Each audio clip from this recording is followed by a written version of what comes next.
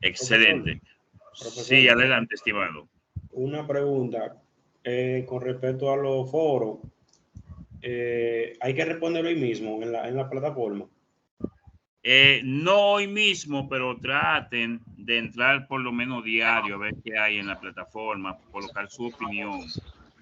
Pero Yo voy a ir subiendo contenido, las grabaciones las voy a ir subiendo también para si alguien se lo pierde. Por ejemplo, hay uno de los chicos que me informó que tiene una situación con su esposa y que no va a poder asistir y que mañana se pone al día.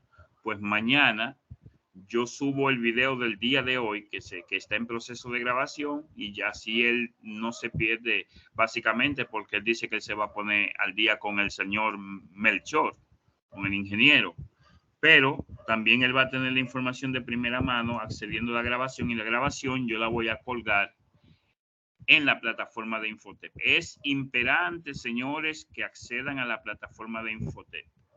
¿De acuerdo? Diario. Ustedes acceden, verifican si hay algún foro, algunas tareas yo se las estoy colocando ahí porque es un prerequisito para el proceso de calificación y cualificación de cada uno de ustedes, además de su participación en la plataforma de Cisco. Aprovecho para preguntar, ¿alguna persona no ha accedido a la plataforma de Cisco aún?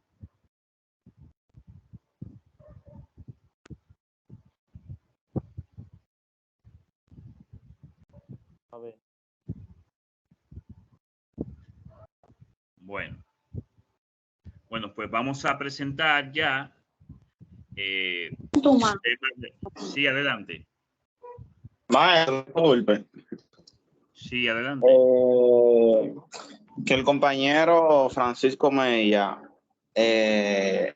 no ha podido entrar porque está ocupado en algo ahí que está haciendo, y que entraría un poco tarde a la clase de hoy.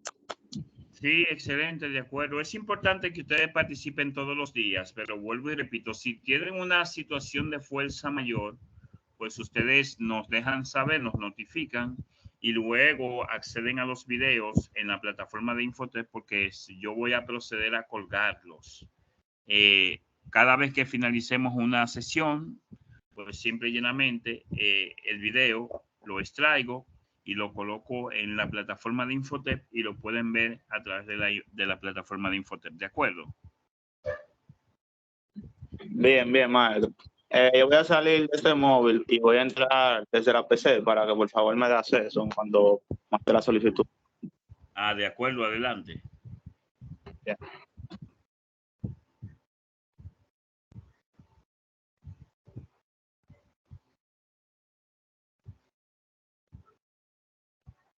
Vamos a esperar al compañero para iniciar.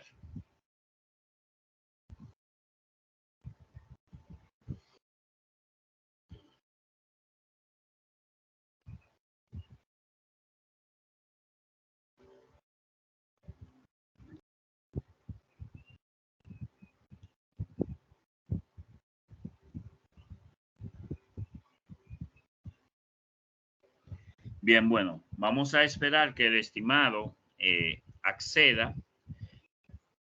Al parecer ya es él. Vamos a ver. Ahí.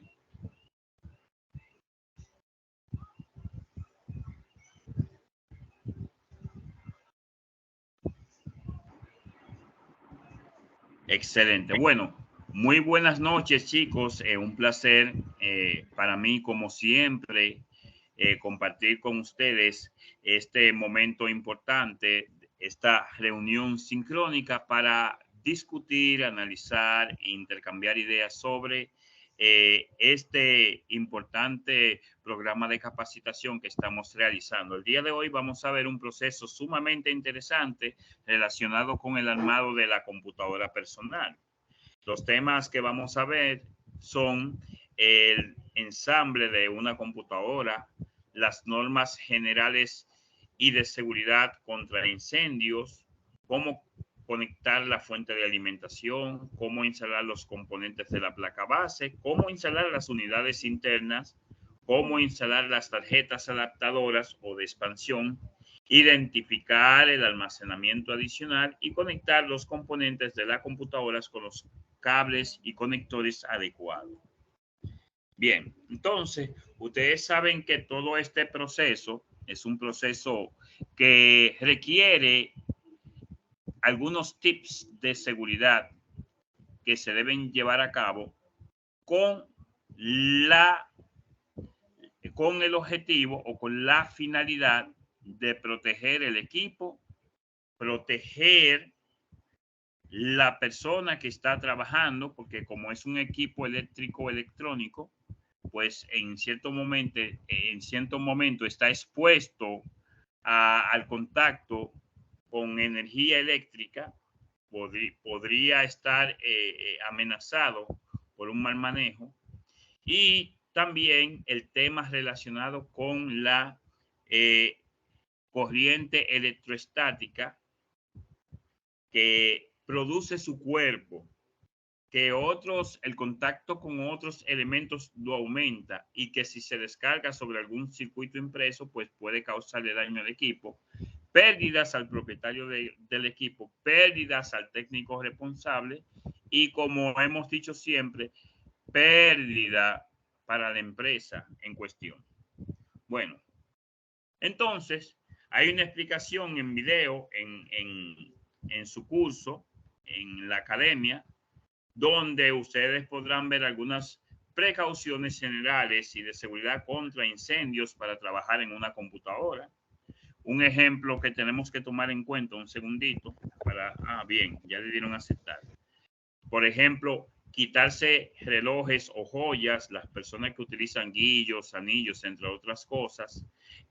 Como uno introduce las manos dentro de la carcasa donde hay varios componentes, pues los anillos, los guillos, relojes, entre otras prendas, podrían causar algún tipo de accidente, podrían incluso producir que se rompa o se dañe algún componente, por lo que es importante quitarse las joyas.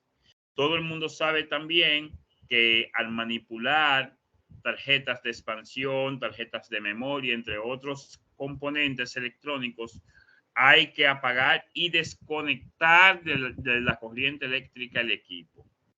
Hay que eliminar el desorden del espacio de trabajo, hay que mantener el espacio de trabajo debidamente organizado. Se deben cubrir los bordes afilados del interior de la computadora, por ejemplo, porque yo recuerdo que me pasó muchas veces que yo me cortaba mucho con frecuencia manipulando, colocando piezas dentro de un case nuevo, que muchas veces sus partes de metal vienen filosas y eso me provocaba daño a mí, a mi salud, pero también se podría caer sangre dentro del equipo y causar algún tipo de daño. Por eso es importante que ustedes, los bordes que son afilados dentro de la carcasa de la computadora, pues es importante que ustedes los cubran con cinta adhesiva y así sucesivamente. En algunos casos se debe utilizar gafas de seguridad. Algunos, por ejemplo, procedimientos de elevación adecuados tienen que tomar en cuenta la parte ergonómica, porque las personas que trabajan en laboratorios sentados podrían tener algún tipo de afección relativa a la circulación, a dolores musculares, entre otros, por una mala posición o un mal posicionamiento durante las tareas de ensamblaje o desensamblaje del equipo. También la disponibilidad, categoría, uso del extintor de incendios, entre otras cosas, tomando en cuenta que para dispositivos electrónicos hay ciertas características que debe tener un extintor para poder utilizarlo en caso de alguna situación sin que el equipo resulte dañado. Como les decía, en la academia hay un video con una demostración sobre la instalación de una fuente de alimentación y los pasos son abrir el gabinete de la computadora, alinear los orificios de tornillo de la fuente de alimentación con el montaje del gabinete de la computadora y luego atornillar la fuente en el lugar adecuado con los tornillos correctos. Bien, entonces, con relación a los gabinetes y a los ventiladores. Ustedes saben que hablamos en la clase pasada sobre los form factors o los factores de forma y establecíamos 3 tipos de componentes que necesitaban tener compatibilidad con relación al form factor. Me gustaría que alguien levante la mano y opine a ver cuáles son esos 3 componentes que necesitan tener algún tipo de compatibilidad con el form factor o el factor de forma. Adelante. ¿Quién participa? Bueno, la power supply. El power supply. El board. La tarjeta el madre. Board, y el case. El case, carcasa o gabinete. Exacto, estimado. Deben tener ciertos niveles de compatibilidad, porque si usted tiene un motherboard AT, por ejemplo, difícilmente lo pueda colocar en un case para ATX. Pero también si la fuente es ATX 12 voltios y usted tiene un motherboard AT, pues simple y llanamente los conectores principales que van al motherboard son totalmente diferentes, son totalmente distintos. Y también, si usted tiene un tipo de board muy moderno, bien de alta gama, y usted tiene un ATX normal 12 voltios, pues hay ciertos tipos de conectores de 6 pines que no va a tener disponible en el power supply para conectárselo al motherboard, y eso le va a reducir el suministro de energía a algunos componentes, lo que significa que es importante siempre tomar en cuenta esa parte, el motherboard, la carcasa o gabinete, el case, ¿verdad? Y el power supply deben tener algún tipo de compatibilidad. La placa base determina el tipo de gabinete que se puede utilizar, el tamaño de la forma, como les dije, debe coincidir. Si una computadora tiene muchos componentes, necesitará más espacio para que la circulación del aire se mantenga el sistema refrigerado. Esto es importante, señores. A uno le gustan las cosas pequeñitas, los slim case, etcétera, y así sucede, bien compacto, un sistema compacto, pero a nivel de rendimiento, mientras más juntos vienen los componentes, mayor calor se concentra en el interior del case, tienen mayor dificultad para extraer el calor para el proceso de ventilación, para mantener esos componentes refrigerados, y por ende el rendimiento y la salud del mismo se puede ver afectado. Aunque nos gusten los case pequeñitos, así que se vean todo bonito, coquetico, etcétera, realmente no es tan conveniente por un elemento fundamental, y es la ventilación. Cuando se vaya a elegir una fuente de alimentación, hay que tomar en cuenta el tema relacionado con la corriente nominal y el tipo de conexión que coincidan con los de la placa base. La apariencia, por ejemplo, todo el mundo sabe que hay muchísimos diseños de gabinetes para elegir, y así sucesivamente, pero lo importante es que utilicen uno compatible, pero mientras más holgado, mejor. Con relación a los LEDs ubicados en el exterior del gabinete, que indican si el sistema recibe alimentación, si el disco duro se encuentra en uso o si la computadora está en modo de suspensión o hibernación, también es importante que lo tomen en cuenta. Los LEDs, los diodos de emisión de luz, que es lo que significa el término LED, diodo de emisión de luz.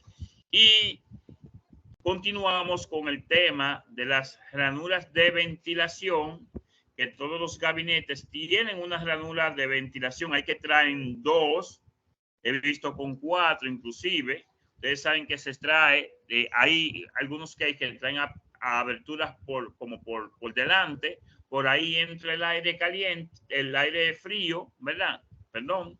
Y luego por la parte trasera sale el aire caliente ya que se genera dentro del equipo, que hay que tomar en cuenta. Vuelvo y repito, mientras más holgado es el case, mayor probabilidades de que se mantenga la salud y que los componentes se mantengan bien refrigerados, por lo que es sumamente importante tomar en cuenta esto. Bien, Algunos tienen otro en la parte trasera para permitir que el aire entre o salga del sistema. Algunos gabinetes tienen incluso más ranuras de ventilación. Hay algunos que traen unas aberturas en los lados con agujeros en las tapas y un ventilador sumamente grande con la finalidad de extraer la mayor cantidad de calor posible para mantener la salud del mismo. Y todo eso va a depender del tipo de case que ustedes seleccionen, que es sumamente importante. Nuevamente, les reitero, mientras más grande es el case, mayor holgura, más posibilidad de que los elementos internos se mantengan refrigerados y eso ayuda a prolongar la vida útil y el rendimiento del equipo. Entonces, como habíamos visto en la clase anterior, pues vemos aquí algunos factores que deben tomarse en cuenta al escoger un ventilador de un gabinete. Me gustaría que alguno de ustedes pues participe y nos ayude con la presentación y que lea esta parte, los factores y lo que hay que tomar en cuenta. ¿Quién se apunta? Recuerden que no es un monólogo, es un asunto de compartir el conocimiento, de participación y así sucesivamente. ¿Quién se anota? Yo lo puedo presentar más. Adelante, estimado. Yo vi una mano ahí, déjame ver porque yo tengo también el celular aquí. Yo veo a Romualdo. Willy, vamos a darle un chance a Romualdo, como tú ya has participado, vamos a permitir que otros también participen. Adelante, Romualdo.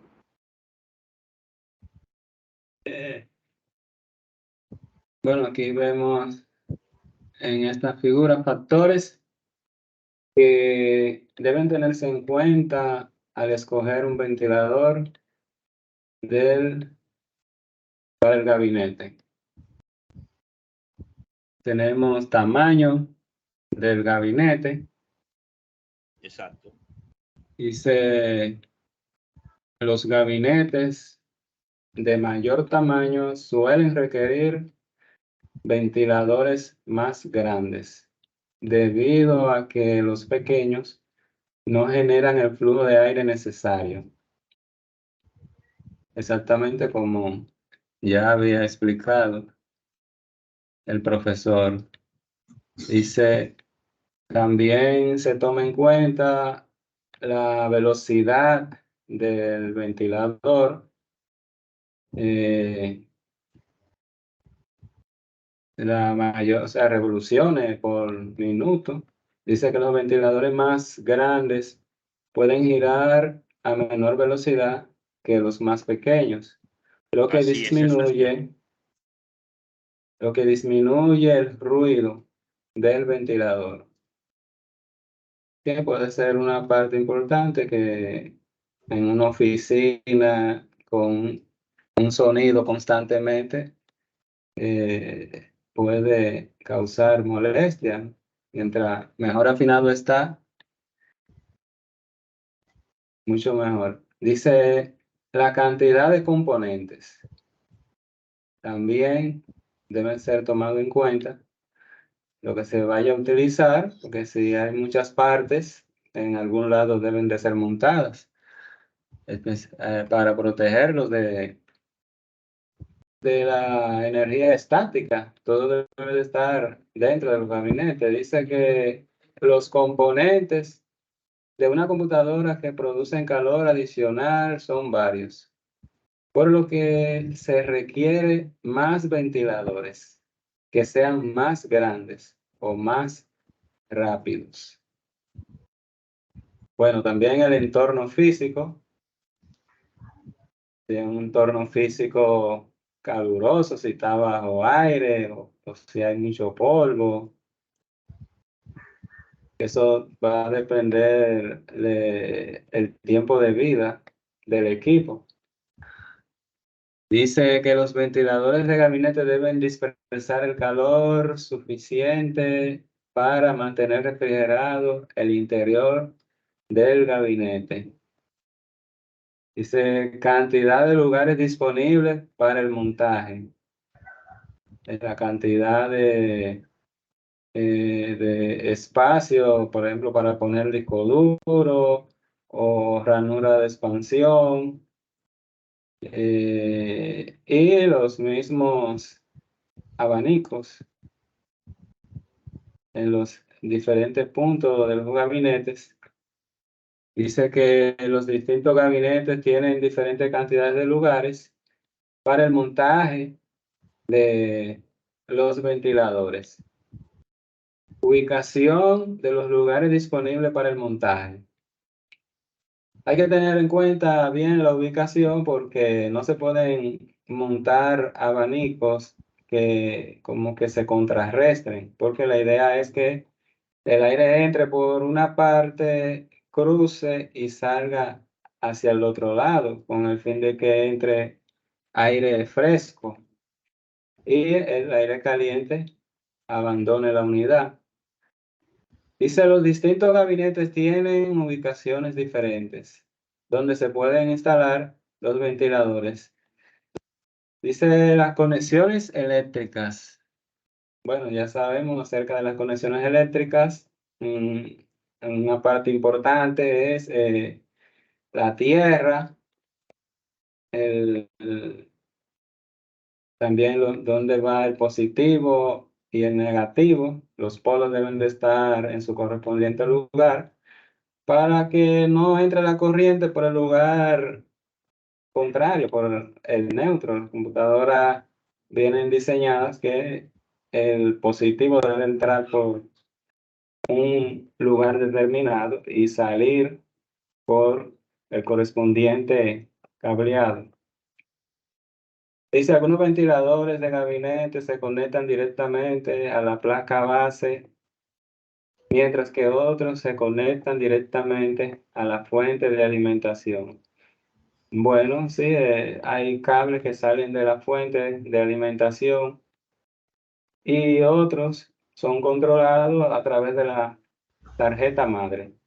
Esos son los diferentes puntos a tomar en cuenta para elegir un gabinete, tamaño del gabinete, velocidad del ventilador, cantidad de componentes, entorno físico, cantidad de lugares disponibles para montaje, ubicación de los lugares disponibles para montaje, conexiones eléctricas. Excelente, excelente, estimado. Gracias por su participación. En un momento dije, no, pero espérate, vamos a cambiar de facilitador ahora. A su orden siempre. Vamos a tener ahí. Muchas gracias por la colaboración. Sí, realmente esos son algunos puntos a tomar en cuenta. Entonces, ahora sí, vamos a darle la oportunidad ahora para el siguiente cuadro a Francisco Rodríguez, que tiene la mano levantada. Francisco Rodríguez, adelante, Francisco Rodríguez, porque hay dos.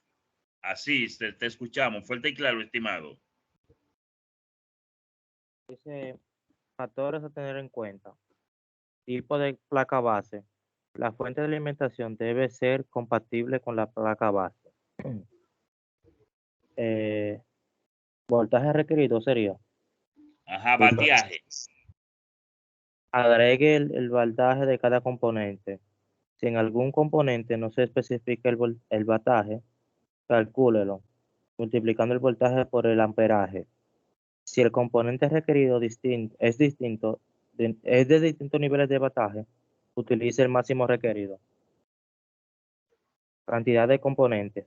Asegúrese de que la fuente de alimentación proporcione el voltaje suficiente para admitir la cantidad y los tipos de componentes más 25% como mínimo. Tipos de gabinete. Asegúrese de que la fuente de alimentación pueda montarse en el gabinete deseado. Bien, excelente. Muchas gracias. Y un comentario importante es que anteriormente habían fuentes de alimentación de 250 watts, de 300. Entonces, cuando tú te comprabas un case, por ejemplo, yo recuerdo que una vez yo tenía 4 discos duros conectados, tenía una unidad de CD-ROM para grabar, de esas que grababan, y una unidad grabadora, ¿verdad?, de DVD, y luego también tenía una de lectura. Y tenía varios discos duros porque yo fui coleccionista de películas y esas cosas y vivía grabando películas en DVD, etcétera, y así sucesivamente. Y yo recuerdo que a veces cuando yo me ponía a grabar, la máquina se apagaba, se reseteaba. Y era producto de un consumo excesivo por parte de la cantidad de componentes que yo tenía instalado y que luego me obligó a mí a comprar un power supply de mayor capacidad. Entonces tuve que comprar en un momento uno de 450. Todo el mundo sabe que mientras más componentes que consumen energía en la computadora, pues es necesario utilizar una fuente de alimentación con mayor bateaje en ese sentido. Ahí yo llegué a, bueno, los últimos que había comprado eran de 500 watts y así sucesivamente. Pero lo importante es que cada vez que usted vaya a adquirir una fuente de alimentación, pues simple y llanamente tiene que tomar en cuenta la cantidad de dispositivos que va a tener su computadora conectada para asegurarse de que se supla la cantidad de energía necesaria a cada componente y que también haya como una especie de remanente o de una cantidad adicional. ¿Por qué? Porque ahorita viene uno con un tipo de hub tipo USB para conectar más dispositivos, ¿no? Que espérate, que un mouse inalámbrico, que un teclado inalámbrico, que X conector para X cosas, que la alimentación, que también que conecto el celular para que se cargue, que también conecto la flota y así sucesivamente. Y mientras más dispositivos ustedes van conectando, pues simple y llanamente se va a ir aumentando el consumo de energía en el equipo. Y por eso es que hay que tener una fuente de alimentación que pueda suplir la cantidad de energía necesaria para la demanda del equipo. Bien. Entonces, hay una práctica de laboratorio donde se le invita a ustedes a instalar una fuente de alimentación. Ya el día de ayer habíamos hablado de que muchos de ustedes pueden hacer esas prácticas de manera. Por ahí anda, voy a ver cómo le coloco una PC virtual. No lo he hecho porque necesitamos buscar, por ejemplo, un Flash Player, porque como es una aplicación que se desarrolló en el 2008, es bastante chula, bastante interesante, bastante bonita, pero ustedes saben que hay simple y llanamente hay una desactualización porque se está manteniendo un plugin de algo que actualmente no está en uso. Entonces, por eso es importante, como ya el Flash Player no viene en los navegadores, no se habilita en los navegadores.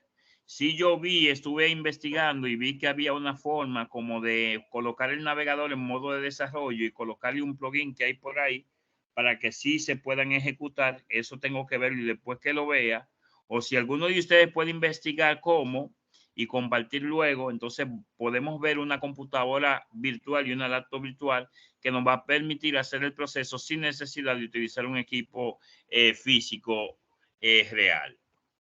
Bien, entonces hay un video de demostración de instalación de CPU donde se habla de lo siguiente: los pasos necesarios para instalar la unidad central de procesamiento, que lo primero que se toma en cuenta es que se debe orientar la ranura de la CPU, porque los CPU no se instalan de cualquier forma, independientemente de que son cuadrados, tienen una posición específica y se debe tomar en cuenta el pin 1. La mayoría de los componentes que se instalan al motherboard llevan una orientación. Se verifica un pin que establece cuál es la posición correcta, aunque muchos otros solamente pueden ser conectados de una única forma. Bien, entonces se presiona la CPU en la ranura o en el socket, luego se bloquea el procesador o CPU en su lugar mediante una palanquita que permite asegurarla. Luego se aplica la pasta térmica, pasta disipadora térmica o el cojinete térmico, que son dos tipos de elementos que ayudan a asegurar el contacto entre el disipador térmico y la superficie del microprocesador para que haya la menor cantidad como de microagujeros donde se pueda alojar o almacenar calor. Eso asegura un contacto total 100% y es por eso es importante utilizar lo que es la pasta disipadora térmica y el cojinete térmico. Algo importante que hay que tomar en cuenta es que el uso del cojinete térmico es para soluciones de larga duración y para soluciones de menor duración pues se utiliza la pasta disipadora térmica. ¿Por qué? Bueno, simple y llanamente porque la pasta disipadora llega a un momento que se seca, se diluye, no asegura tanto el contacto. Y como uno hace un mantenimiento cada X tiempo, cada 6 meses, cada año del equipo, pues uno puede sustituir esa pasta disipadora térmica. Ahora, para soluciones de mayor duración, pues entonces lo recomendable es utilizar un cojinete térmico. Bien, entonces luego se instala el disipador térmico, ¿verdad? Y luego se asegura el disipador de que dependiendo del tipo, hay que se aseguran con clics, otros con tornillos y así sucesivamente, otros con algunas palanquitas que se amarran con clic o con tornillo también, pues simple y llanamente eso asegura el proceso de ventilación del propio microprocesador que necesita que se les traiga la mayor cantidad de calor posible, porque él está compuesto por miles de millones de microtransistores y los transistores funcionan con calor, pero si se sobrecalientan, ya ustedes sabrán cuál será el resultado de ese proceso. Con relación a la memoria RAM también, en la demostración de los videos que ustedes tienen todos los recursos para eso en la plataforma, pues simple y llanamente se abre la palanca hacia afuera, se orienta el chip de la RAM hacia la ranura de la placa base, se baja, ¿verdad? Haciendo presión hacia abajo en la ranura y luego se presiona firmemente para bloquear el chip de RAM y así sucesivamente. Entonces, con relación a las tarjetas de expansión, como una tarjeta de video, se alinea, por ejemplo, la placa base en dirección correcta, se ubican los separadores, se instalan los separadores del gabinete de la computadora, se va a alinear, por ejemplo, en la placa de entrada y salida en la parte posterior del gabinete de la computadora, se baja esa placa base en su lugar y se instalan los tornillos adecuados en los separadores. Bien, ahora vamos a hablar sobre la importancia de la selección de un motherboard, de una placa base. Al uno seleccionar una placa base o motherboard de reemplazo, hay que asegurarse de que ésta admita o acepte que, por ejemplo, debe mantener una compatibilidad con el microprocesador, ¿verdad? Debe mantener una compatibilidad con la memoria RAM, inclusive con la propia tecnología de la memoria RAM y con las velocidades y tecnologías del microprocesador.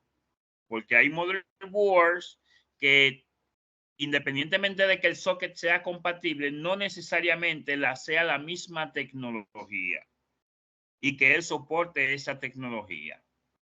Entonces, otras tarjetas adaptadoras, por ejemplo, el socket y el conjunto de chip, ¿verdad?, de la placa base son compatibles con la CPU. Eso es importante. Cuando hablamos del conjunto de chip, es el chipset. Recuerden el puente norte y el puente sur porque hay 2 o 3 en algunos motherboards más avanzados. Bien. La cantidad y el tipo de ranuras de expansión que debe coincidir con las tarjetas adaptadoras que ustedes tienen, si tienen tarjetas adaptadoras, porque bien, si ustedes compran un motherboard que no tiene ranura de expansión porque la mayoría de los elementos vienen integrados y resulta que usted necesita 2 ranuras PCI Express para instalar tarjetas adaptadoras, pues ya ustedes van a tener una situación. Entonces, las conexiones de la fuente de alimentación también tienen que tomarse en cuenta porque recuerden que los Power Supply vienen Power Supply ATX, ¿verdad? Normal, ATX 12 voltios, ATX 12 voltios plus, y así sucesivamente. Y las nuevas placas bases, por ejemplo, deben caber en el gabinete actual de la computadora. ¿Por qué? Hay placas base que son bastante extensas, pero usted pudiese estar utilizando un gabinete un poquito reducido y ya tener una situación ahí con relación al espacio que necesite ese motherboard para ser instalado. Entonces, tenemos aquí unos cuadros que presentan algo que le estuve hablando en principio. Las tecnologías iniciaron con 186, 286, 386, 486, 586 y todos, señores, ahí, todos éramos felices. ¿Ustedes saben por qué? Porque usted iba a una empresa donde vendían componentes de computadora y usted decía, mira, dame un procesador para Socket 7 y ustedes podían comprarlo de cualquier marca. Además de Intel y de AMD, ¿conocen ustedes alguna otra marca de microprocesadores para computadoras? A ver, ¿quién opina? Vamos a ver.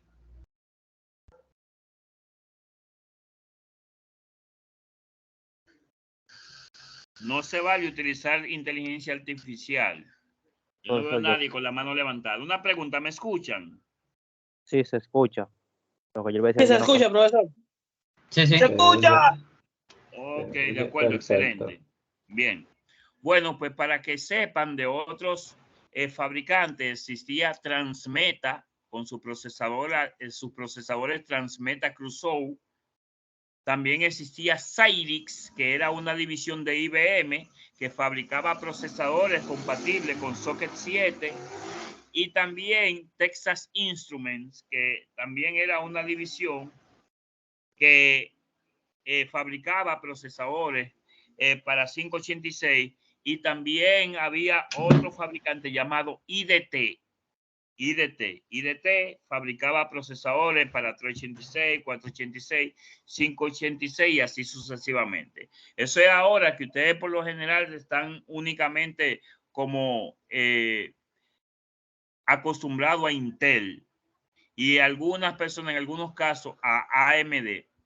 Fue a partir de 686, luego de ahí, cuando ya el fabricante Intel tenía esa problemática. ¿Por qué? Porque como los procesadores así era que lo identificábamos, ustedes iban, mire, dame un procesador 586 y a ti te lo podían buscar de cualquier marca. Te lo buscaban AMD o te lo buscaban de Cyrix. De hecho, Intel tenía una competencia férrea con AMD porque Intel, cuando lanza la tecnología MMX, AMD lanza la tecnología 3D Now, que funcionaba para los juegos tridimensionales.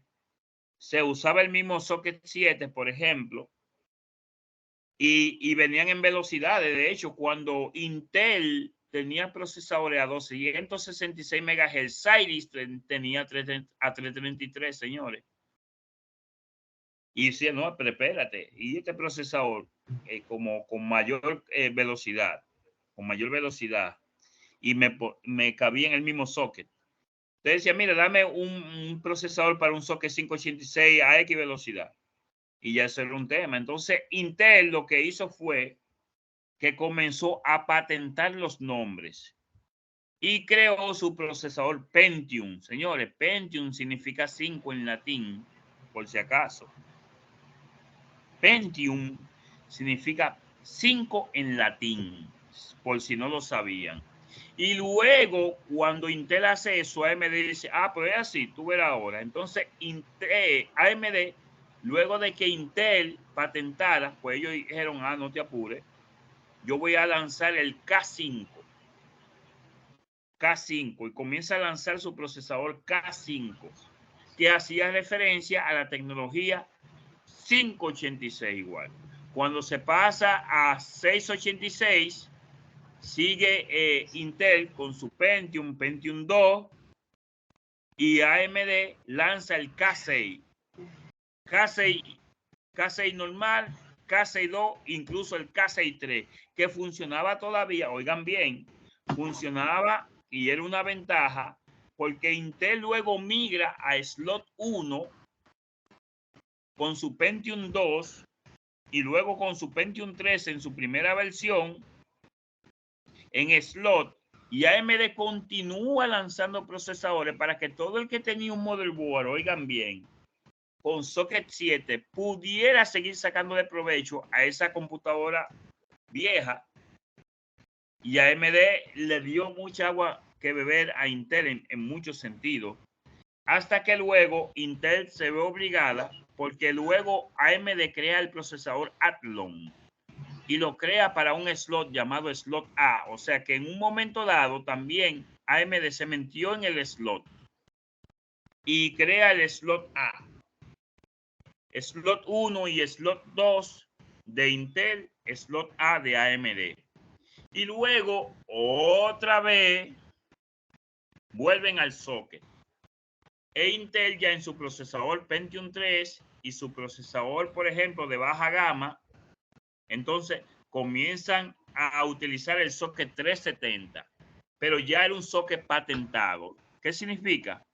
Que es, si usted compraba un motherboard con socket 370, ahí solamente se podían instalar los procesadores de Intel, porque tenía 370 pines y solamente los procesadores que utilizaban la tecnología Pentium 3 eran los que venían, aunque ellos lanzaron también otros procesadores de menor gama para abaratar los costos, pero solamente funcionaban en socket 370. Pues AMD crea el socket 462 para su procesador, su siguiente generación de procesador Athlon, y lo coloca ahí en su socket 462, lo que significaba también lo mismo que si ustedes compraban una computadora con un socket 462, pues únicamente podían utilizar los procesadores de AMD. Y así fue que empezó la guerra. Y por eso es que hoy en día ustedes tienen esa tabla que tiene, mira, para Intel se usa socket 775, el 1155, el 1156, el 1150, el 1366 y el 2011 LGA. Recuerden que hablábamos el día pasado, en la clase pasada, qué significaba LGA. ¿Lo recuerdan? ¿A qué se refiere con LGA? ¿Quién se apunta ahí? Adelante, Willy. Déjame ver quién se anima, de los que no hayan participado. Eva Bautista, adelante.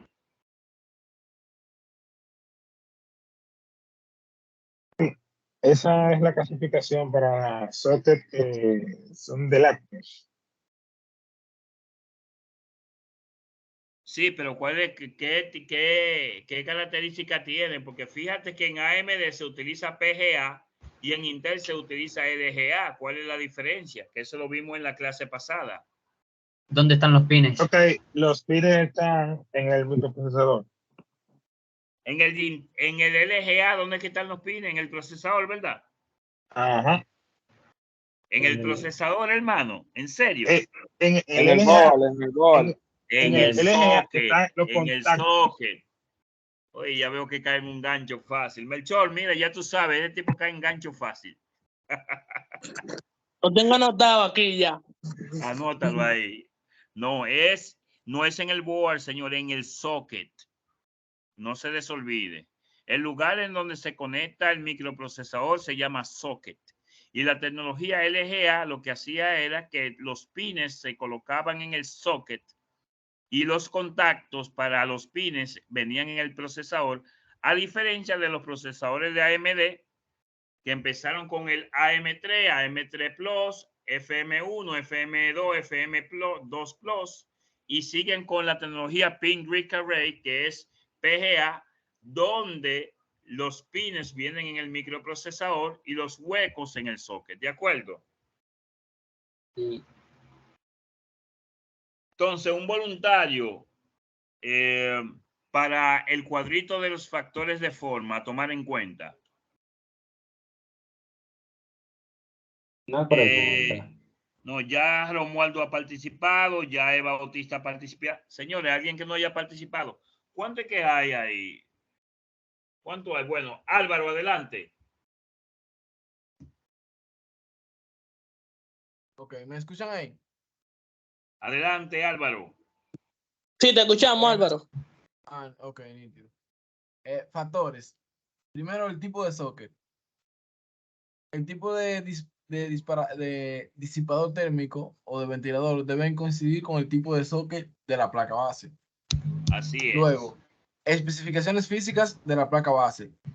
El disipador térmico o el ventilador no deben interferir con ninguno de los componentes conectados a la placa base. Eso ya viene con el tipo de factor de forma de la placa base, si es ATX, si es AX, AT, que diga. No, déjame aclararte algo. Lo que pasa es que como hay distintos tamaños de disipadores térmicos, muchas veces algunos boards traían algunos elementos en los alrededores del socket y yo llegué a ver, por ejemplo, disipadores térmicos que quedaban encima de un componente electrónico porque se excedían la parte del socket, ¿entiendes? Sí, sí. A eso También que se entiendo, por refiere. ejemplo, que para un case pequeño no se va a utilizar el mismo disipador que para un gabinete de una torre. Así es, pero también independientemente del case con el board también. Y eso sucedía mucho. Tú ves, por ejemplo, las bahías donde se conecta el disco duro. Ajá. Habían disipadores térmicos que interferían, eran muy altos y interferían con eso ahí también. Okay. Puedes continuar. Continuando con los factores, tenemos también el tamaño del gabinete, porque el disipador térmico o el ventilador deben caber en el gabinete, claro está. También tenemos el entorno físico, ya que el disipador térmico o el ventilador deben dispersar el calor suficiente para mantener refrigerada la CPU en ambientes calurosos, como es en este país. Aquí hace más calor que... Así es. Excelente, estimado. Gracias por su participación y continuamos. Con relación a la memoria RAM, cuando hay una aplicación que se bloquea o la PC muestra mensajes de error frecuentemente, es posible que se necesite la memoria RAM, una nueva memoria RAM, y para determinar si el problema es la RAM, ejecute una prueba de RAM en el BIOS o, por ejemplo, el conjunto de chipset debe admitir la velocidad de ese tipo de RAM, porque ustedes saben que las RAM vienen con mucho tipo de tecnología. La memoria también puede categorizarse como almacenada en buffer o no almacenada en buffer. Memoria no almacenada en buffer, por ejemplo, es un tipo de memoria normal para las computadoras, en lo que la computadora lee los datos directamente de los bancos de la memoria, lo que la convierte en una memoria más rápida que la memoria almacenada en buffer. La memoria almacenada en buffer es un tipo de memoria especializada para servidores y estaciones de trabajo de alto nivel que usan grandes cantidades de memoria RAM y que tienen un chip de control integrado en el módulo que ayuda al controlador de memoria la administración de grandes cantidades de memoria RAM. Recuerden que a veces ustedes dicen, bueno, mientras más memoria mejor, pero también hay que tomar en cuenta la tecnología de ese tipo de memoria. Porque las memorias también tienen como una especie de tasa de refresco, tienen una frecuencia, porque ellas almacenan. Tú tienes X cantidad de almacenamiento, está bien, pero ¿a qué tasa de transferencia? Que hay que tomarlo en cuenta. ¿A qué tasa de transferencia? Y nada, ustedes van a ver alguna práctica de laboratorio en la que se le va a pedir, por ejemplo, que se instale una CPU, un disipador térmico con su ventilador y los módulos de RAM en una placa base, y luego se instala esa placa base en el gabinete de la computadora. Es bueno que ustedes sepan, miren bien lo que él está explicando y miren el proceso. Oye bien, un laboratorio en el que se instala el CPU, ¿verdad? Luego el conjunto de disipador térmico con ventilador y luego la memoria RAM en la placa base, y luego es que se instala la placa base ya con todos esos elementos en el gabinete. Yo conocí muchas personas que agarraban el case, montaban el board y ya dentro del case entonces se podían a meter las manos para poder instalar un microprocesador incomodísimo o un disipador térmico donde hay menor visibilidad, ya que el área del case es un poquito limitada.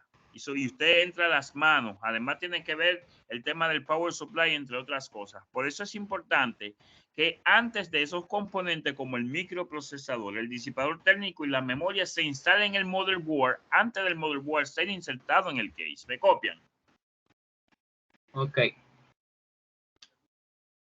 Entonces también hay un video disponible en el cual se instala una unidad de disco duro. A mí me va a costar tomar los enlaces de todos esos videos y colocarlos en la plataforma del Infotep, pero igual ustedes tienen acceso al mismo en la plataforma de Cisco. Tienen todos los enlaces en la práctica de laboratorio.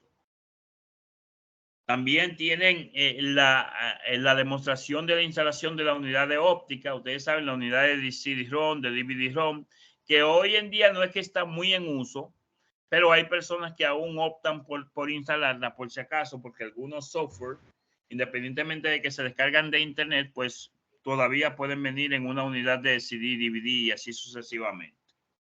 Pero también se toma en cuenta el tamaño. Por ejemplo, dice que desde... Un segundito, déjame ver que me parece que hay un chico entrando.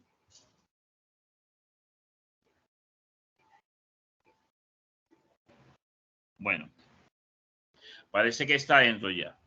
Entonces, en esa demostración se le muestra el paso 1 desde el frente del gabinete, que se elija la bahía de la unidad que desea que contenga la unidad. Luego elimine la placa frontal porque hay una plaquita de plástico que se remueve y muchas veces una placa de metal dentro de también para esa bahía, porque esa bahía puede venir bloqueada, ¿verdad?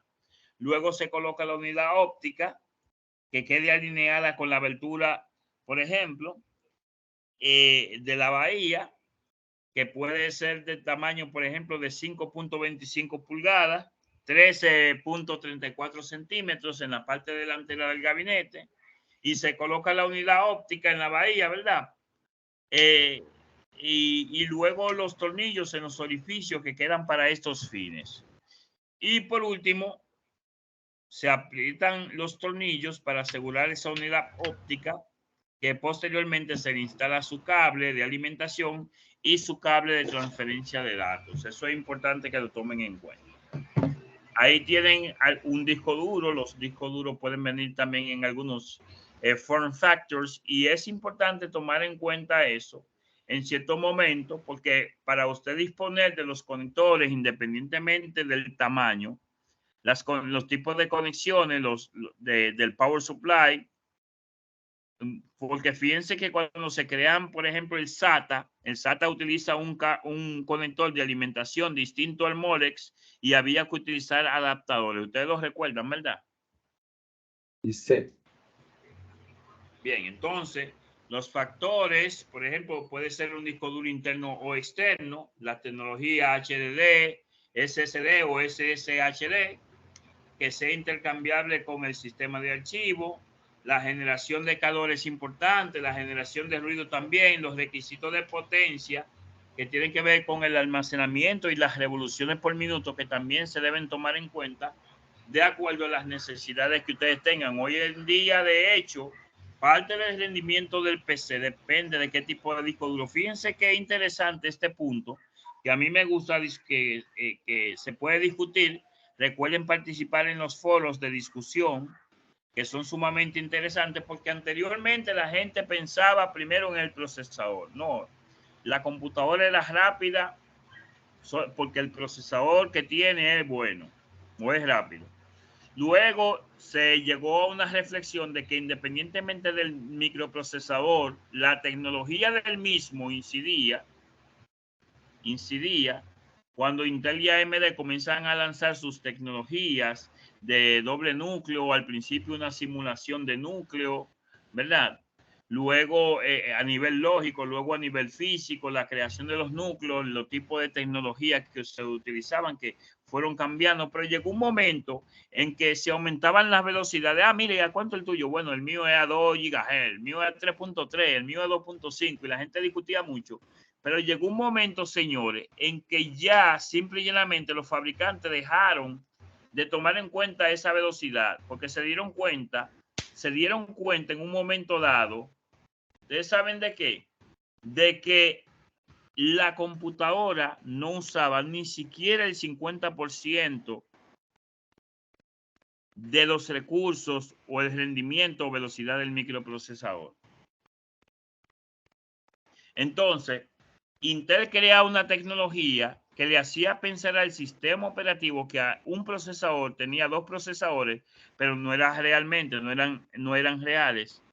Era con la finalidad de que al sistema operativo entender que habían 2 procesadores por una simulación, entonces el sistema operativo lo que hacía era que le mandaba más tareas al mismo microprocesador para que se aprovechara realmente esa capacidad real. Y hasta que luego comenzaron a crearse los núcleos, ¿verdad? Y así sucesivamente. O sea, se han creado muchas tecnologías, pero si ustedes analizan, las velocidades se han mantenido 2 puntos tanto, 1 punto tanto y así sucesivamente. Sin embargo, en Pentium 4 había hasta un Pentium 4 de 3.2 y 3.4. Y hoy en día ustedes no ven ningún procesador de 3 puntos tanto gigahertz. No le llama mucho la atención eso. Porque en Pentium 4 había hasta uno de 3.2 y 3.4 y hoy en día ustedes tienen un procesador de 2 puntos tanto. ¿Cómo es eso? Bueno, porque ellos se dieron cuenta de que realmente el sistema no aprovechaba en su totalidad la velocidad del microprocesador y se crearon tecnologías para hacer que los sistemas demandaran mayor trabajo por parte del microprocesador.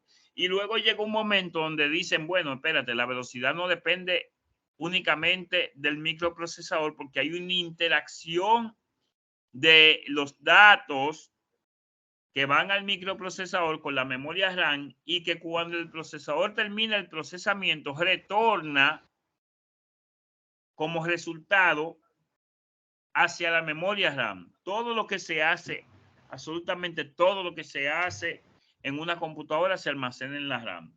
Y ahí luego vienen las tecnologías distintas de la RAM, porque también pasaba lo mismo.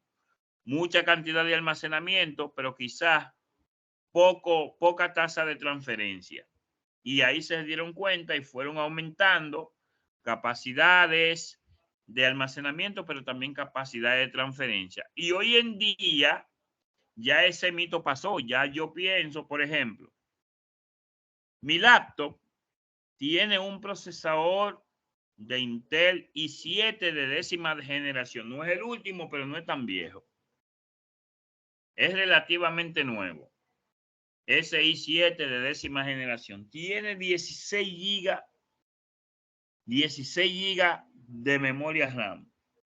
Pero él tenía un disco HDD y que me estaba trayendo problemas. Yo, vean acá, pero qué lío. Hasta que yo, por un asunto de requerimiento, pedí intercambiar el disco HDD por un SATA, por un SSD, perdón, un disco de estado sólido, porque me representa mayor rapidez a la hora de ubicar los datos que están almacenados en su interior. Y ya eso me aumentó en un gran porcentaje en los niveles de funcionamiento, de rendimiento de mi equipo, porque yo cambié el disco duro. Hoy en día, quizá mucha gente todavía estén enfocado en el procesador y en la cantidad de memoria, pero ya el disco, de hecho, hay algunos juegos. Yo instalé unos juegos de Google que ya creó un emulador que se instala para que los juegos que se juegan en Android, en los celulares, se puedan jugar en la computadora. Y cuando él me hace la prueba, me pasa todo, por ejemplo, pero anteriormente no me pasaba la del disco duro. No me lo pasaba. Ya hoy en día yo lo puedo jugar, pero anteriormente no me lo pasaba. Me decía que se quemaba con relación al tipo de disco duro. Porque el rendimiento del disco duro hoy en día realmente es importante. ¿Estamos claros en esa parte ahí? Sí. Sí, profesor. Perfecto, correcto. Bien. Entonces, tenemos aquí algunos factores de forma de la unidad óptica: tipo de conector, funcionalidad de lectura, funcionalidad de escritura y los tipos de medio óptico, porque ustedes saben que hay CD, DVD, hay Blu-ray y son distintos los tres. Ustedes lo saben, ¿verdad? Sí. Y también tienen algunas capacidades y ahí tienen una tablita que no vamos a leer ahora, pero que ustedes la tienen ahí como referencia. Entonces, con relación a la instalación del disco duro, ahí tienen una imagen de un disco duro colocado en una bahía y que, si se fijan, hay personas que hacían esa práctica, que colocaban, por ejemplo, muy hacia atrás el disco duro y solamente atornillaban una sola bahía, pero eso no contribuía con la seguridad de la propia unidad de disco duro, porque inclusive hasta el movimiento brusco ahí no ayudaba, sobre todo a los discos que no son de estado sólido. Y ahí ustedes tienen que tomar en cuenta el ancho de la bahía, la unidad de disco, por ejemplo, 5.25 pulgadas, 3.5 pulgadas, 2.5. Y ahí, por ejemplo, tienen lo que son de uso común, lo que son de laptop y así sucesivamente. Por lo que hay que tomarlo en cuenta. Yo llegué a inventar, señores, a tener problemas con una unidad de disco duro y tenía por ahí uno de laptop y yo montaba uno de laptop, SATA, normal, en una computadora normal de esa grande. Cogí el de lápiz y instalaba de ahí, pero ya ustedes saben para asegurarlo el tema, por el tipo de tornillos que eran distintos. Ustedes lo saben. Entonces ahí están viendo el proceso de instalación de una unidad óptica. Fíjense que se inicia por el frente, introduciendo la unidad desde afuera hacia adentro, por la parte frontal, como ustedes pueden ver, y las instrucciones para el proceso de instalación, que ustedes la tienen en video dentro de la plataforma y que la pueden verificar más adelante. Ahí tienen ahí una práctica de laboratorio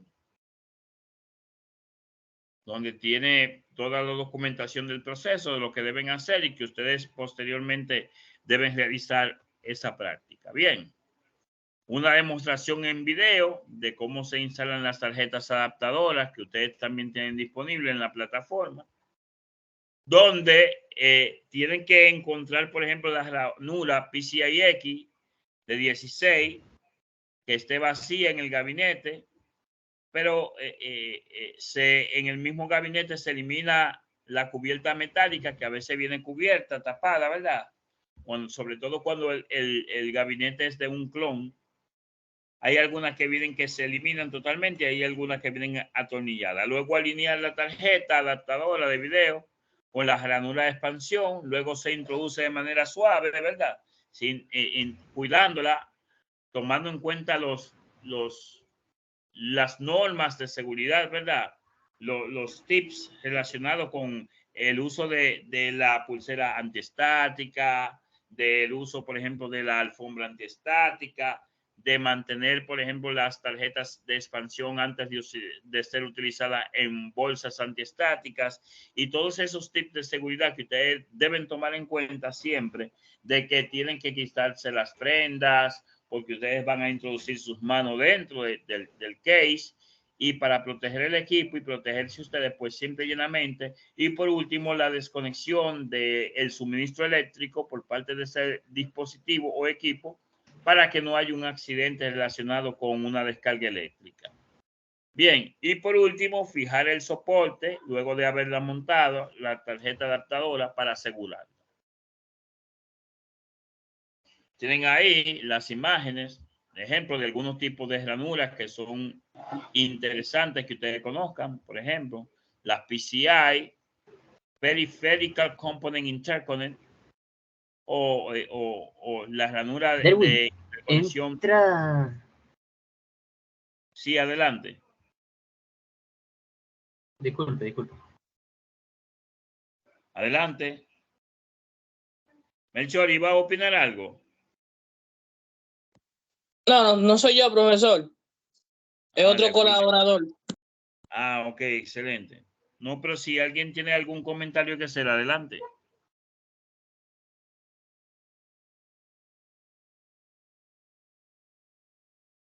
Bien, seguimos.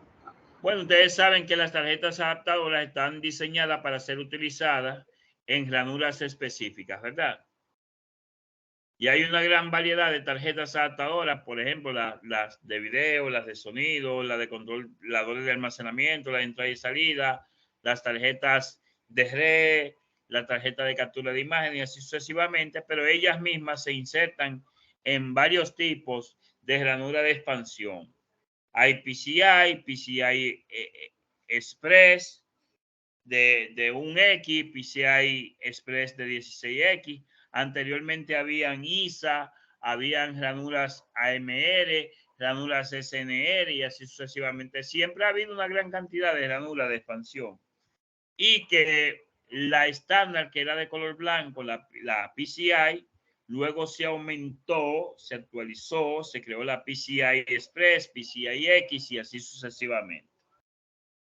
Y que se debe tomar en cuenta las velocidades, porque si usted tiene una tarjeta de video que es a 8X, la ranura que usted tiene, por ejemplo, es a 4X, entonces usted sabe que ya la capacidad de transferencia de datos a través de esa ranura se va a reducir a la mitad, por lo que hay que tomar eso en cuenta siempre.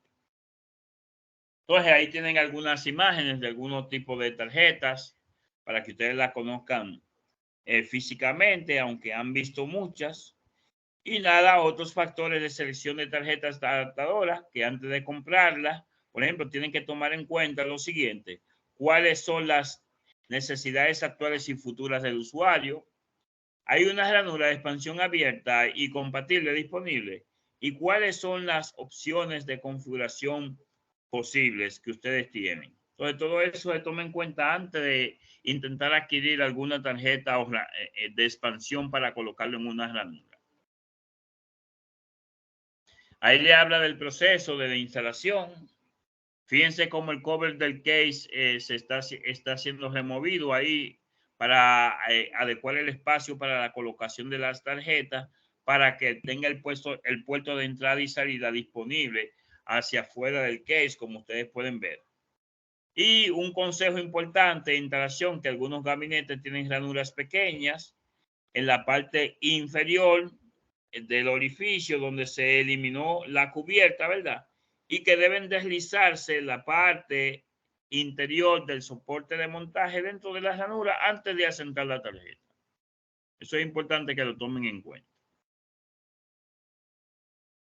Luego hay una práctica de laboratorio sobre la instalación de una tarjeta de interfaz de red, una NIC, Network Interface Card.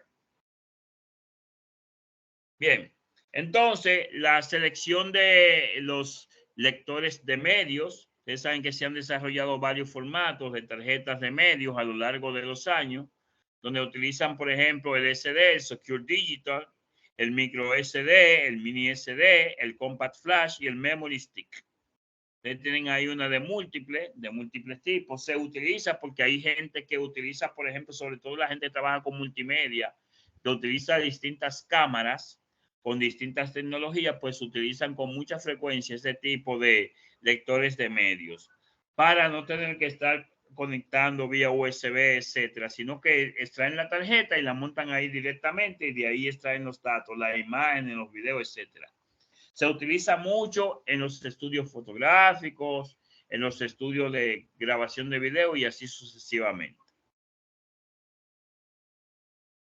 Con relación al almacenamiento externo, ustedes saben que el dispositivo de almacenamiento externo hoy en día más utilizado son los pendrive, ¿verdad? Y que estos dispositivos de almacenamiento externo se conectan a un puerto externo mediante puertos USB o eSATA o Thunderbolt, dependiendo de la tecnología, siendo el USB como el más utilizado, que en un momento se vio amenazado por otros, pero luego ellos mejoraron su capacidad y comenzaron a hacer versiones 1.0, 2.0, USB 3.0 para aumentar la tasa de transferencia de datos, porque habían otro tipo de dispositivos que ya se metieron en competencia y le estaban trayendo ciertas situaciones de mercado. Entonces, hay una demostración de video de la conexión de los cables de alimentación internos que ustedes tienen que tomar en cuenta. Recuerden siempre la compatibilidad que hay entre el motherboard y la fuente, y la fuente de alimentación o power supply por el tipo de versión ATX, ATX 12 voltios y así sucesivamente.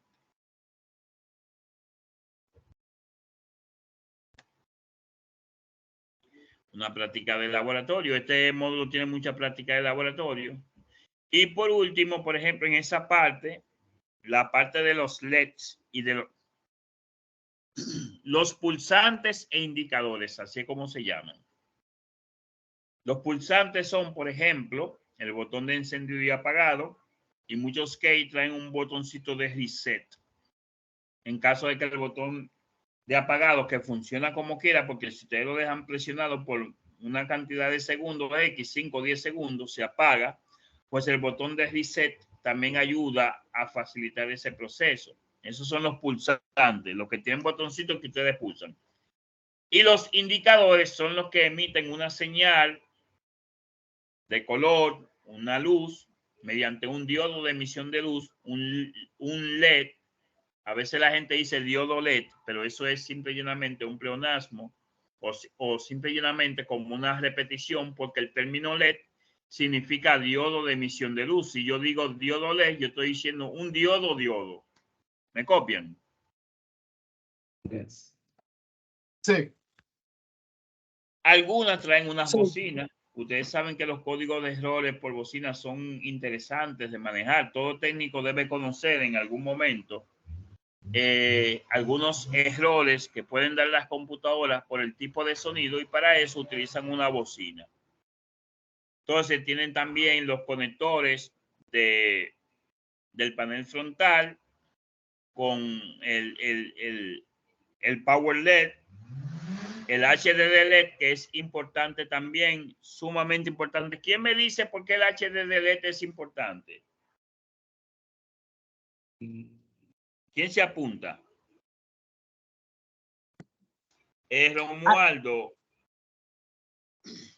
Bueno, es importante porque allí podemos identificar la actividad del disco duro, si está trabajando, la velocidad. Muchas veces uno puede, se utiliza como un indicador de también si hay un fallo. Algo, Vamos a ver, Melchor era que iba a hablar hace un momento también.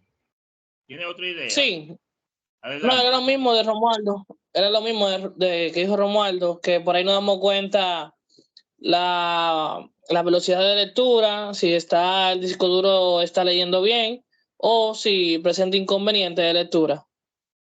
Una pregunta ahí mismo, estimado ingeniero. Si usted ve que en el LED del disco duro se queda encendido fijo sin parpadear, ¿cuál sería el diagnóstico suyo?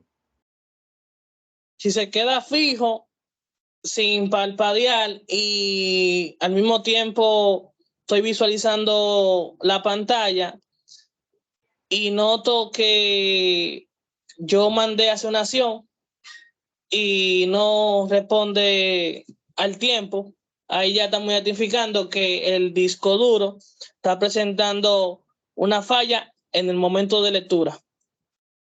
Ok, lectura, escritura, que puede ser también, porque al escribir Sí. también puede dar la falla, ¿de acuerdo? Y Sí. uno se da cuenta porque la aplicación como que se frisa, como que no responde, ¿verdad? Uno dice, mira, está frisada la computadora, ¿verdad?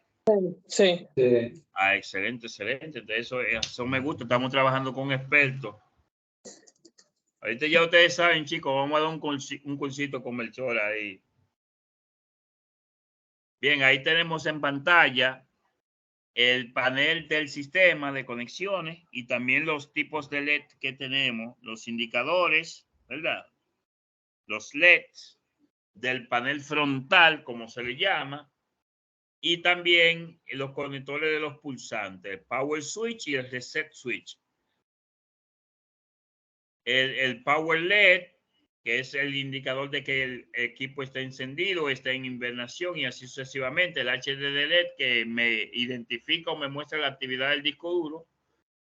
Y el botón de encender el computador y de resetear. Bien, HDD LED, reset switch, power LED, el positivo y el negativo y el power switch.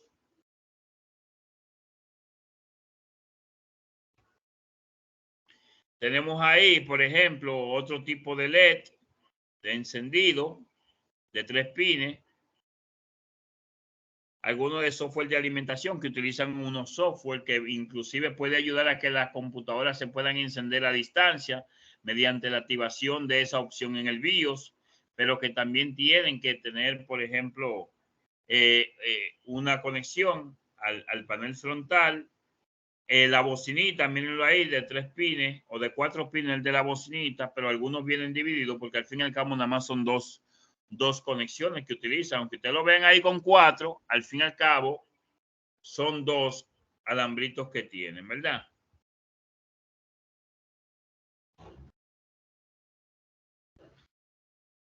Las conexiones de los USB, que algunos que traen puertos USB adicionales y que se conectan al motherboard, y es importante tomarlo en cuenta. Esos tipos de conectores casi siempre vienen en algunos tipos de case que tienen USB adicionales, y el motherboard trae conexiones USB adicionales que me permiten aumentar la cantidad de puertos USB. Bien, entonces, con relación a la instalación de los cables de panel frontal, alguien que no haya participado, que en este momento nos pueda ayudar con este cuadro, por favor. Alguien que no haya participado. Recuerden que este proceso debe ser participativo, no es un monólogo.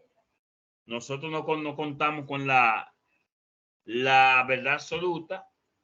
Siempre y llenamente tenemos unos añitos de experiencia y que compartimos con ustedes, con las nuevas generaciones, que ya tienen también muy acabado algunos conocimientos. Déjame ver cuántos asistentes tenemos el día de hoy.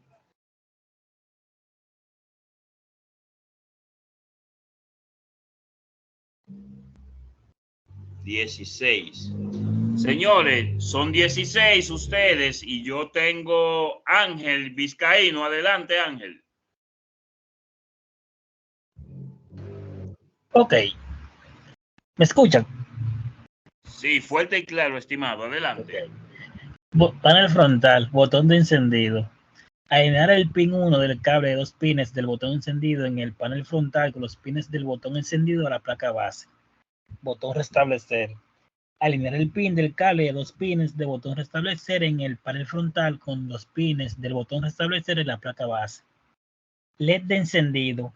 Alinear pin 1 del cable del LED de encendido en el panel frontal con los pines del LED de encendido en la placa base.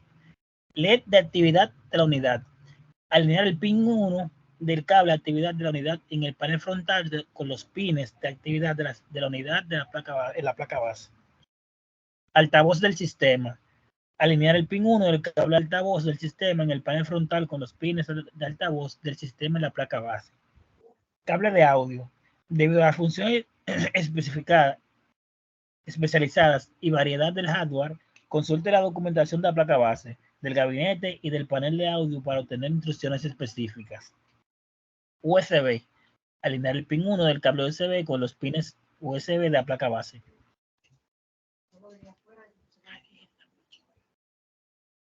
Bien, estimado. Excelente.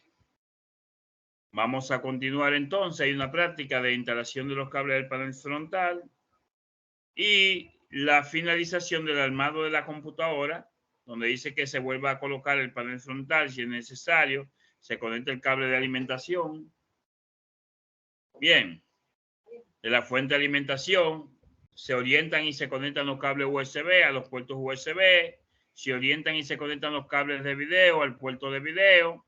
Porque ustedes saben que ustedes tienen los puertos de entrada y salida donde ustedes van a conectar, por ejemplo, también los dispositivos externos. Los cables del puerto de red, se conectan los cables de audio, los puertos de audio, se coloca la cubierta del panel lateral en el gabinete, deslizándola, cerrándola, y se aprietan los tornillos y ahí ya básicamente finaliza un proceso de ensamblaje de un computador. que vuelvo y repito, ustedes tienen acceso a unos videos que de igual forma vamos a poner a su disposición, pero ustedes tienen esos videos, los enlaces los tienen en la plataforma de Cisco. Entonces, resumiendo el capítulo, hemos visto el proceso de cómo se ensambla una computadora y todos aquellos elementos necesarios para ustedes asegurar el área de trabajo, asegurarse a sí mismos y asegurar el equipo.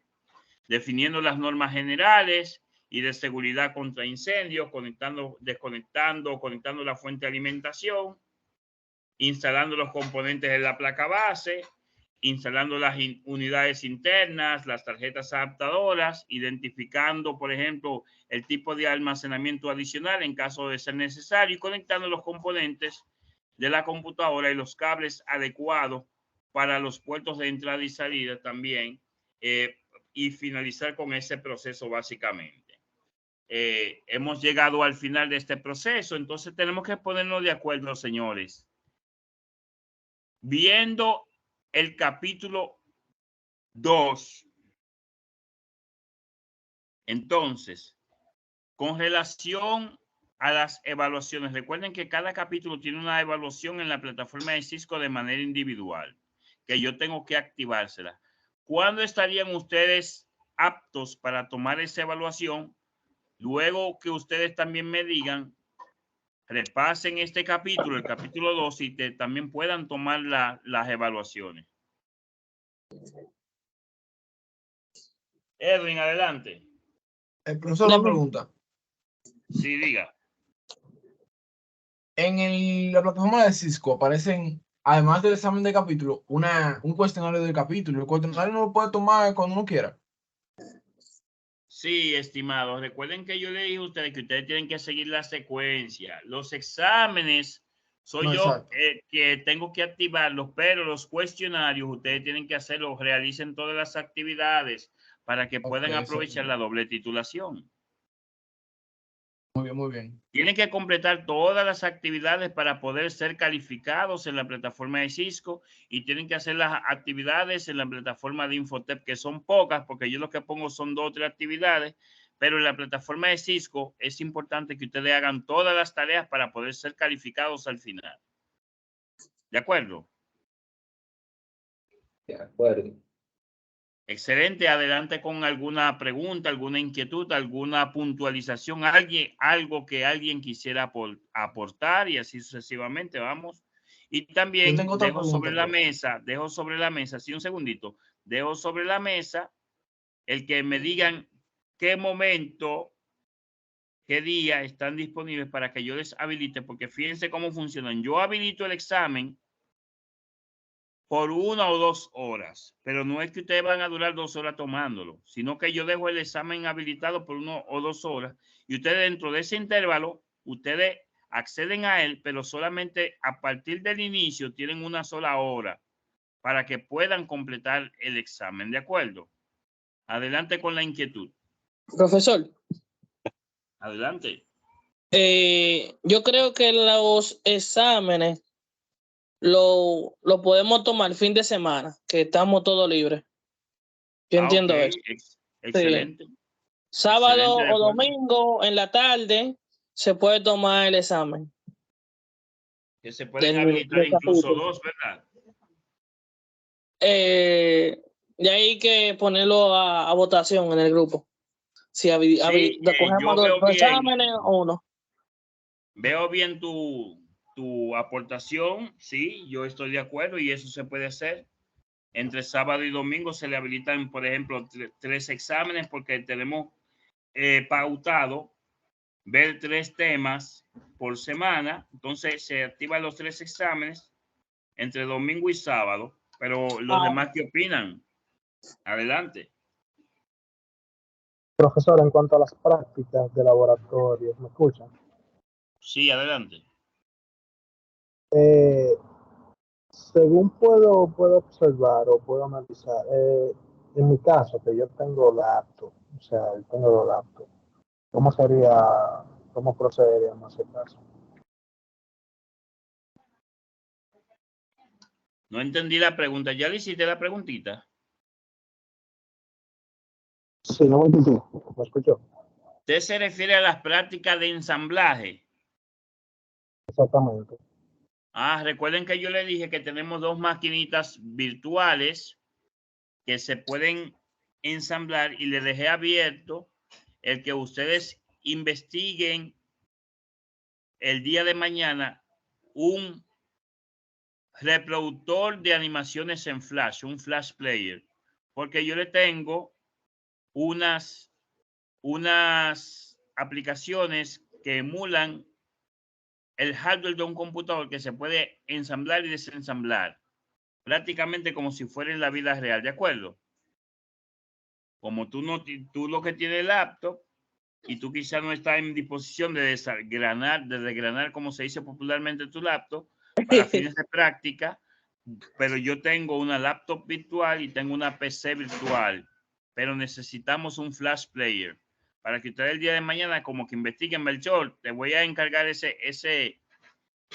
tarea, pero no es que tú tienes que ser tú, sino que tú como que le des seguimiento, a ver si alguno de los chicos tiene tiempo de investigar un Flash Player que se pueda colocar para eso. Yo le iba a comentar de eso ahora, y es que ya yo estoy en búsqueda de eso. Estoy viendo unos cuantos videos en YouTube a ver Excelente. qué solución le buscamos a eso, porque ya también bajé una máquina también de ensamble ahí, conseguí una de Cisco, una computadora para probar también de una vez. Exactamente. Es para eso, precisamente para responder a la inquietud del caballero. Bien. ¿Alguna otra pregunta, otra inquietud? También con relación a los exámenes que mencionan de activarlo el fin de semana, hay que tomar en cuenta también que hay chicos que tienen que en algún momento trabajar en el fin de semana. Y sí, como eso se activa 1 hora nada más o 2 horas, a veces uno no tiene control como del tiempo para estar en un horario específico. Habría que ver a qué hora sería, si va a ser, lo va a activar en la noche.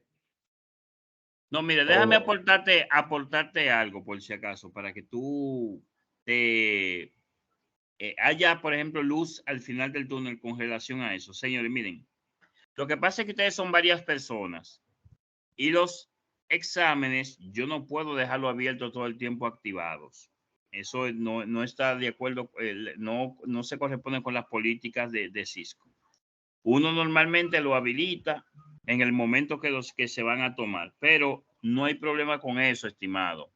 Y qué bueno que usted hace la observación porque inclusive yo lo iba a explicar. Vamos a suponer que yo decido activar el examen del capítulo 1 el sábado. Lo primero es que yo puedo activarlo que dure el sábado entero, o sea, para que usted lo pueda coger en cada momento el sábado entero, porque lo de 1 hora es a partir de cuando usted comience la prueba, que tiene 1 hora para completarla. No sé si me entiende. Sí, sí. O sea, yo puedo decirle, mira, él va a estar habilitado desde las 9 de la mañana del sábado hasta las 12 de la noche. Y usted en ese intervalo selecciona en qué momento usted lo puede tomar. A partir del inicio de tomarlo, entonces usted tiene 1 hora. Pero él va a estar habilitado el sábado entero, un ejemplo, ¿verdad? Pero vamos a suponer, estimado, que usted el sábado le fue imposible. Usted llegó tarde, cuando lo iba a tomar, la computadora estaba frizando, no le estaba funcionando, le dijo Windows que hay una actualización, duró 2 horas y cuando ya usted por fin va a entrar, se va la luz. ¡Wow! Y pasa el sábado. Pues los exámenes no se activan una única vez. Si una persona necesita que yo le active un examen en algún momento X, profesor, mire, yo no pude tomar el examen tal día, actívemelo ahora que estoy aquí. Pues yo lo hago. Ahí eso no hay problema. Y eso me toma a mí 2 minutos. ¿Me copian? Ok. O sea, ustedes van a tener flexibilidad en ese proceso. Ahora, yo recomiendo que para que ustedes terminen en tiempo, como nosotros vamos a ver 3 temas semanales, pues que ustedes tomen los exámenes para que no se les junten. Porque tú te imaginas que tú no puedes hacer el fin de semana y tú dejaste 3 exámenes atrás y luego viene la otra semana 3 temas más. Tienes tú ya 6 exámenes y son muchos exámenes. ¿Me entienden esa parte? Sí. Pero en el momento estimado que usted tenga una situación, no hay problema. No tiene que darme justificación ni nada. Usted me dice, maestro, yo necesito que usted me habilite el examen tal ahora que tengo un chancecito. Y si yo tengo una computadora que casi siempre y tengo internet, olvídese que yo se lo habilito de una vez. ¿De acuerdo? Eso me toma a mí, si no estoy dentro de la plataforma de Cisco, que entro con mucha frecuencia, pues eso me toma a mí 1 o 2 minutos. Eso nada más es entrar a la plataforma y entrar a activaciones y seleccionar el examen, darle un clic y decirle actívate y ya, y listo. O sea que en el momento que ustedes entiendan también antes o después o un día de semana o hasta ahora mismo, mira, profe, yo estoy listo, voy a seguir corrido, actívelo, yo lo hago, ahí no hay problema. Lo que nos tenemos que poner de acuerdo es porque me gustaría que ustedes de manera grupal lo tomen. Porque no es bueno que me diga un día Melchor, mira, actívame hoy, y luego terminó. Y luego otro, tengo que, y cuando viene a ver, ustedes son 16 y tengo que activar un mismo examen 16 veces. ¿Me entendieron la idea? Sí. Pero en ese Sí, sentido, me captó la idea. yo puedo activar los exámenes en el momento que ustedes necesiten tomarlos sin problema. Ustedes saben que yo como dicen por ahí, con ustedes, con mi grupo no como cuento. Bueno, puede hacer sí, como el sábado, activarlo, vamos a decir, el sábado, el día entero para uno. Exacto, y si alguien no lo puede tomar, me puede decir lo mismo, profesor, mire, no, Willy, por ejemplo, estuve bebiendo, estuve de bonitillo por ahí, yo te sabe, maestro. Ahora es que puedo. Ahora es que puedo. ¿Qué ejemplo? Un ejemplo, Willy, que saliste y que no pudiste, que estuviste por ahí, no llegaste a tiempo y no lo pudiste tomar, que tú con todo el derecho del mundo, puedes llamarme y decirme, mire, maestro, el sábado no lo pude tomar, actívemelo para tomarlo hoy y yo te lo activo. A eso me refiero, Willy. Ok. Es un ejemplo que estoy dando. No, bonito ejemplo, claro. Exacto. Bien, chicos, adelante. ¿Alguna otra pregunta? Yo tengo una pregunta, profe, con respecto a los foros de Infotec. Con respecto a los... A los foros de la plataforma de Infotec Ajá. de la semana 1, del módulo 1. Por Sí. ejemplo, si yo intento participar del foro 1, del módulo 1, me dice como que no soy participante de ningún grupo. Mire, me dice, usted no puede crear Entonces, una tú me discusión pones... porque usted no es miembro de un grupo. ¿Cómo así que tú no eres participante de ningún grupo? Sí. Cuando yo le doy un clic al foro, que voy, por ejemplo, a ver el foro, me dice, usted no puede crear una discusión porque usted no es un miembro de ningún grupo. Ah, pues entonces tú sabes lo que hace, que donde yo me presenté, por ejemplo, tú le das responder y ahí tú escribes tu presentación y no hay problema. ¿De acuerdo? Sí, esa parte Yo me voy a, funcionó, incluso yo voy yo a lo hice esa revisar, parte. yo voy a revisar a ver si Donde pasa está algo, el pero detalle es la parte de los módulos. cualquier cosa, vamos, yo lo voy a revisar, pero cualquier cosa tú le das, cuando alguien escriba algo, que opine, que ponga algo en el mío que yo puse, entonces tú no pones un tema nuevo, porque si ya yo puse cuál es el tema, tú lo que tienes que responderme a mí, ¿entiendes? Ok, sí, en ese caso yo lo creé, o sea, pude interactuar con el foro. Lo que Ah, digo es, exacto, en los foros en los foros de los módulos. sí, pero igual, yo pongo el tema y tú respondes, estimado. Ah, ok. Entonces, Porque sería una por eso cosa es que que en el foro del... tú puedas crear un foro tú, y otra cosa es que yo creé el foro y que tú lo que vas es a responder en base al foro que yo publiqué. Entiendo. Pero, por ejemplo, mira, aquí hay un foro de discusión que dice, explorando el mundo del hardware de la computadora. Y usted plantea 2 preguntas. Entonces yo no puedo responder porque me dice que no. O sea, tú le das a responder mi mismo foro, a responder, no tú a crear un tema, porque una cosa es que tú pongas un tema y otra cosa es que tú le des a responder donde yo escribí. Eso es lo que él dice, yo le voy a explicar lo que pasa. Adelante. Lo que pasa es que tú vas a leer el foro ahí, o sea, tú lo vas a leer, pero en el siguiente te dice subir como la práctica del foro 2. Entonces, tú vas a crear un documento y vas a subir el foro, o sea, no es ahí mismo, sino en lo siguiente.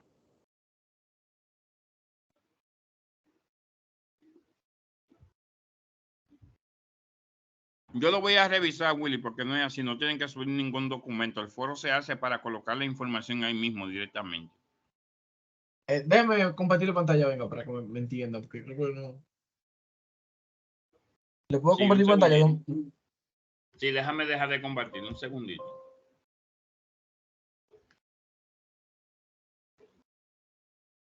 Ya, adelante.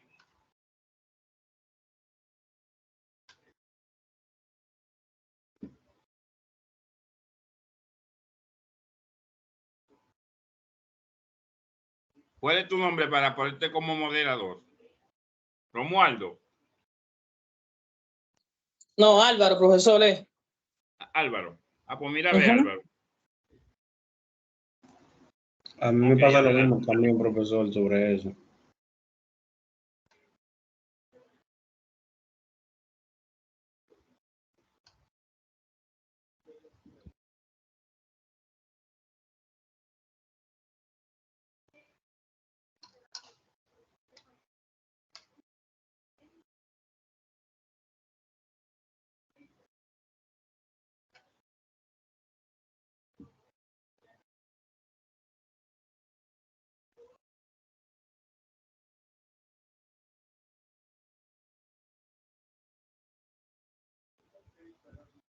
Ok, ya lo vi.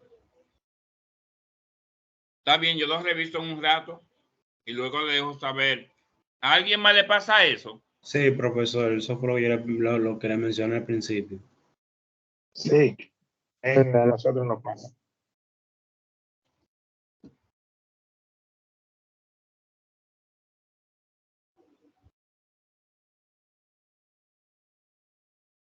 Ok.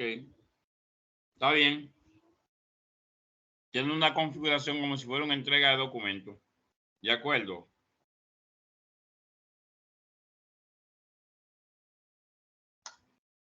Yo lo arreglo. Ustedes cualquier cosa lo escriben por ahí, lo tienen en un archivo, cosa es que cuando yo lo arreglo, ustedes lo copian y lo pegan.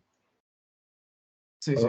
Lo que digo es, profe, que aparece vencida la tarea porque el curso estaba planeado para comenzar el día 3 y comenzó 2 días antes, por eso. Sí, no te preocupes, tranquilo. Muy bien. Bien, ¿alguna otra inquietud? Yo lo resuelvo y le dejo saber por el chat. Excelente. ¿Alguna otra pregunta, chicos?